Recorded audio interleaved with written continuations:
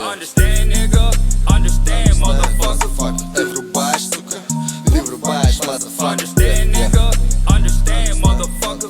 Livro baixo, motherfucker. Yo, what's up, guys?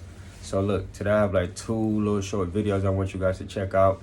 One of them is this guy speaking about, Africa's current situation on liberty, the misconception of Africa being poor, right? And the second video is how the French, just got kicked out of Côte d'Ivoire this month, or not necessarily kicked out, but they're leaving Côte d'Ivoire.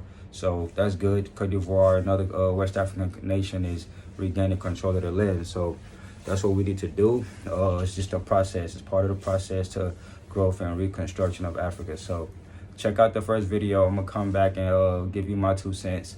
And then second video, same thing, you know what I mean? And after that, you guys can let me know how y'all feel about it too, because like I said, it's a process. Free as Africans? Not really. We have the unfinished business of decolonizing economic structures. Yes, we have our own territory and our flag and our national anthem and football teams and all of that, but that's one particular aspect of sovereignty. But if you don't have food sovereignty, if you don't have energy sovereignty, if you don't have technological sovereignty, then you don't really have full independence. Now, the African Union is mostly funded by the European Union and other donors. So if our core decision-making Pan-African process is funded by our competitors, let's call them, right? Why do we expect them to fund the very core things that will make us less dependent on them, that will make us truly their competitors? And in some areas, in the long term, we may actually dominate. What's the greatest lie that has been told about Africa? Africa is poor, right? Africa is not poor. If Africa was poor, we would never have been colonized. Nobody would ever, set foot here to extract anything.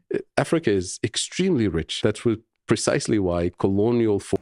Okay, so first of all, I want to know what you guys think too. You know what I mean? The first thing I want to mention is, why the hell is the African Union being funded by Europe or America?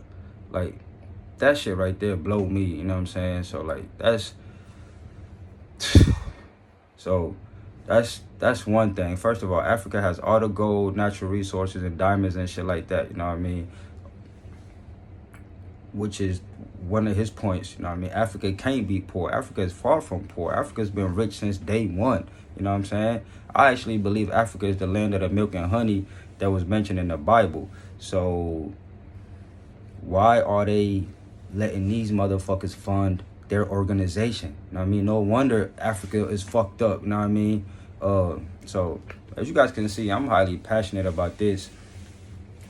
Second thing, of course, it's a lot. Like, every other Chinese people go to Africa to live and work. Indian people go there. Pakistanis go there. You know what I'm saying? I don't know any other nationality that goes to Africa, but these people go there. They have kids in Africa.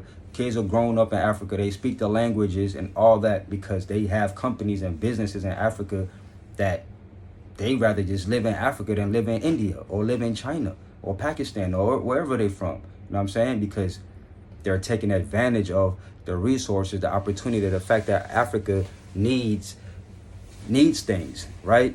Like the guy was saying, Africa doesn't really have any factories or, manufacturing facilities. That's another reason why it's poor, you know what I mean? Well, that's another reason why it's dependent on these other countries, you know what I mean? Or Europe and shit like that. But first thing Africa needs to do is literally gain full independence, like as far as economically, like he was saying. We need to be able to produce our own things in Africa, rebuild the land, and period, yo. You know what I'm saying? Because you have Chinese, Indians, and all kind of motherfuckers going out there starting companies and shit like that, building generational wealth for their families and taking that money back to India or Pakistan, you know what I'm saying, China, you know what I mean? And they don't mind speaking Swahili. They don't mind speaking French or Susu or Fulani, whatever African language it is. Like, they're living there for generations and shit, having kids out there, and I mean, and they're making millions of dollars yearly off of our own people. And on top of the worst part is, they hire Africans, but they mistreat them. They treat them bad. You feel me? Like the Chinese company in Ethiopia, treating these people like they're soldiers or something. Like they're recruited soldiers. Like, so let me take my time and speak clearly.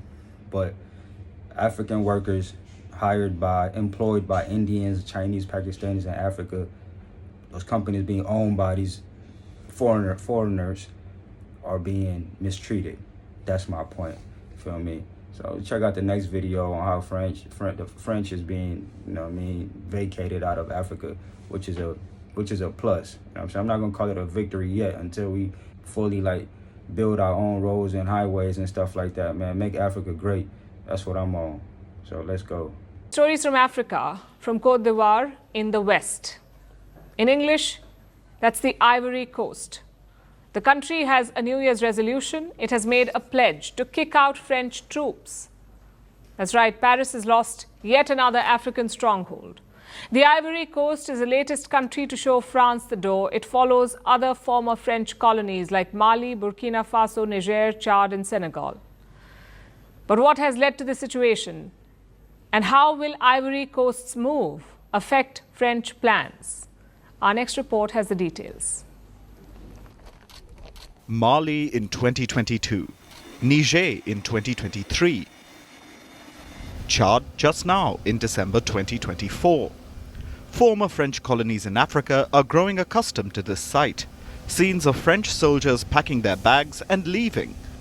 It's been happening every year since 2022. Mes chers compatriotes, chers frères, My dear compatriots, dear brothers and sisters, we can be proud of our army, whose modernization is now a reality. It is within this framework that we have decided on the coordinated and organized withdrawal of French forces from Ivory Coast. Thus, the camp of the 43rd Marine Infantry Battalion in Port Bouet will be handed over to the armed forces of Ivory Coast starting this January 2025. The next French troop withdrawal will take place in the Ivory Coast. It's scheduled for this month. France will hand over a military base in Abidjan to the Ivorian government. This is a hammer blow to French military ambitions in Africa, and it caps off a horrible few years for Paris. France was once a major colonizing power in West and Central Africa. It controlled multiple countries and millions of people. Okay, so my first comment is to that reporter, the male reporter. Don't get your instigating ass out of here talking about it's a hard blow, pause, to the French. Man, what? They weren't supposed to be there in the first place. You know what I'm saying? They overstayed. You know what I'm saying? Come on, man. They was been supposed to leave. So first of all, like, it ain't no hard blow, pause. You know what I mean? It's just time for them to go. They were supposed to have been gone, right? So don't make it seem like, don't be instigating. That's what these people do. That's what these reporters do. They instigate. You feel me? So then, like, they use words like that, you know what I mean, to make the other country feel like, oh, they lost or this and that. First of all, if anything, the African people are the ones that was losing and are still losing. You feel me? Because these people still can go back to France, which is nice, clean, and developed and stuff, right? Yeah, the only thing is they can't control shit over here anymore because this is not their home. They need to go back home. You feel me? So don't these reporters be instigating, y'all. You know what I'm saying? Second comment is, man, I'm glad, man, Côte d'Ivoire was able to do that, just like Niger, all them other countries, you know what I'm saying? They need to keep going, you feel me? Keep going, rebuild the motherland for the people in Africa so black people don't have to worry about being mistreated in America and in Australia or whatever, in Europe, and still, like, suffer where we're from. You know what I mean? We need to be able to have good homes and clean roads and highways, you know what I mean, production in the motherland, period, yo. So I congratulate all the presidents that are doing work to help produce and reconstruct and continue the process of redeveloping Africa, yo. You know what I'm saying? In the words of Trump, man, make Africa great again. You know what I'm saying? Also, shout out to my guy Polo, because he's got some hats made for, you know, make Africa great again. So pretty soon y'all might have to check that out. Once I get the hook up to that, I'm gonna let y'all know. You know what I'm saying? So let's go, man. It's the process to growth and reconstruction of Africa. You know what I'm saying? And I'm glad so many black people are waking up, man. You know what I'm saying? I'm glad so many Africans are waking up. And this generation right here, they ain't fooling with. You know what I'm saying? They ain't fooling with us, yo. Period.